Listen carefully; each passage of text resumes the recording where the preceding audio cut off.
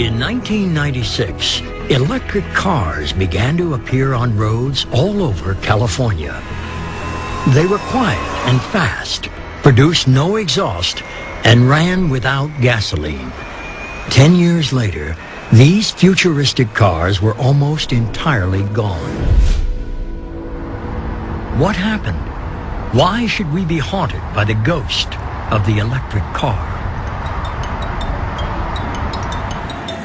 This wasn't the first time the electric car was killed. 100 years ago, there were more electrics on the road than there were gas cars. For many people, electric cars were the car of choice. They were quiet and smooth and could be charged at home. Gas cars, by comparison, required cranking and produced exhaust. Well, the reason I am here, I'm so old I remember electric cars when they were around in the beginning. I would have been about 6 years old on the way to the symphony in that darling little electric car. They were very quiet, and it had beveled glass windows. It was almost like sitting inside of a huge lamp. What happened? Why did the gas car win over the electric car? As the 20th century gathered speed, the electric car lost momentum. Automatic starters, cheaper oil, and mass production gave the edge to the gasoline car. By 1920, the internal combustion engine had won the race for control of the roads, and the modern automobile age was born.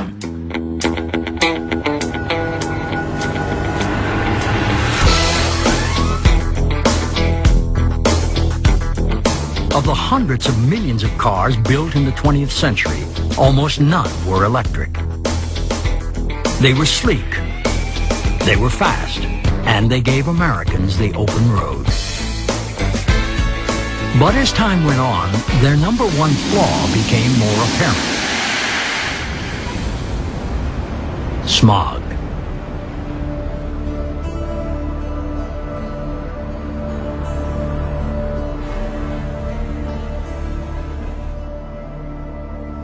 California has the worst air quality in the nation, and it impacts some of our largest population centers. In my district, we have what is called the black cloud of death that hangs over the port areas and the areas surrounding the ports. We are seeing some tremendously debilitating effects: asthma rates, cancer rates, lung development in children, children not being allowed to play outside. In 1989, a study found that 1 out of 4 15 to 25-year-olds in Los Angeles County had severe lung lesions and chronic respiratory disease. In 1990, there were 41 stage 1 smog alerts. No matter what kind of car we drive, every gallon of gas we burn adds 19 pounds of carbon dioxide to the air. The more gas we burn, the more CO2 we create. If you don't do something with that CO2, if you don't sequester it, then it's going to be going up into the atmosphere, and CO2 is a global warming gas.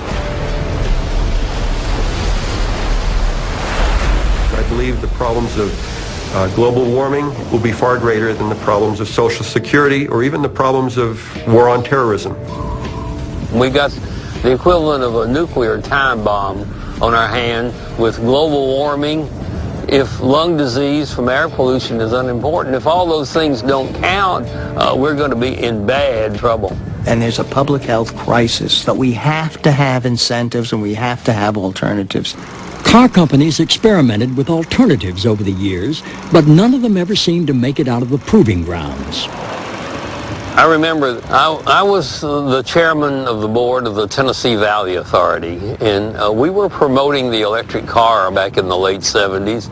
I had even planned a race from Gatlinburg, Tennessee to Nashville between Paul Newman and Robert Redford, and I had it all lined up, and then I realized that we'd get a lot of national publicity, but there were no cars in the showrooms. It would take a different kind of race to make the electric car the car of the future. The Sun Racer was a solar-powered vehicle that was developed here at AeroVironment.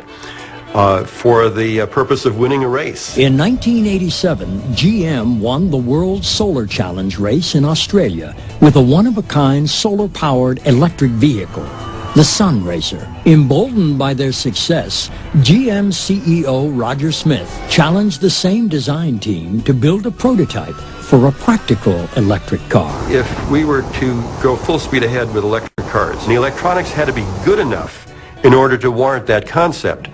And that's where the work of Alan Ciccone came in.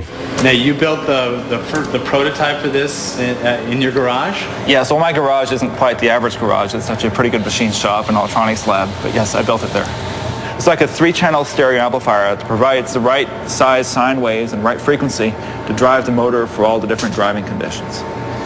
So it is a 100,000-watt stereo amplifier. Alan's breakthrough power system helped create an electric car unlike any that had ever been driven before. So they had kept this car also a secret, much better than any other Detroit secret, because it was all developed out here in California. So it truly was a surprise when it was introduced to the Los Angeles Auto Show. This is going to represent a great step forward for people in terms of commuting to work, from work, if you don't have to go more than 120 miles a day. Other than the jokes that we made about the wisdom of calling a vehicle the Impact,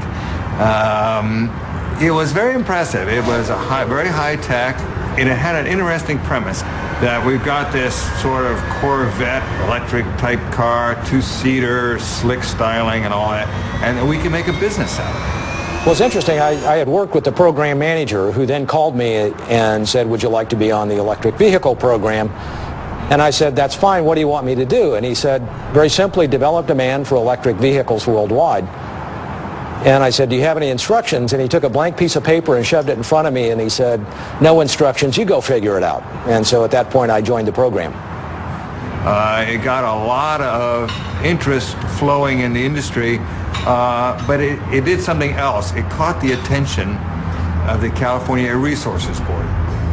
California's Air Resources Board, or CARB as it was known, saw the electric car as an opportunity to solve another problem. Since GM had already announced that they were going to produce an electric vehicle before we even adopted the mandate, the electric vehicle technology became sort of the technology of greatest promise. Knowing a modern electric car was now possible, California regulators took a bold and unprecedented step.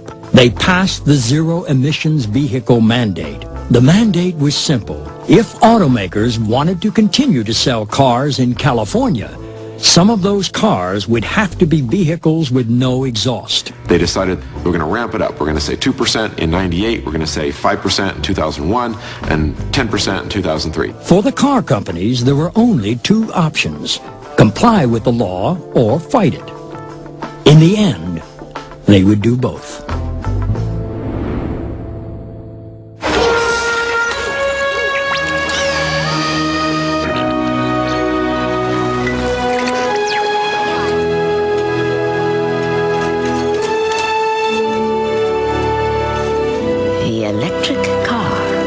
Is here. The EV1 from General Motors. The Impact prototype became the EV1, the first modern electric production car from a major U.S. car company in nearly a century. GM chose its Saturn division to market it in California and Arizona. I bought my first Saturn at 17, and they said, do you want to come work here? And so I thought, okay, it'll be a good college job. I'll put myself through college this way. And turned out I loved the cars more than I loved what I was studying in college. And 3 years later, they announced the EV1 program, and I jumped on it. There were the 13 of us, most of whom were mid-20s, unattached, single, no kids, willing to do anything for little money. We all handled a particular geographic region. Mine started as LA, and I worked with everybody from engineers and students to celebrities. I have a picture of myself just hearing this Saturn song and just being so happy. I had one of those early EV1s, and I used it here in the Capitol. I loved the car.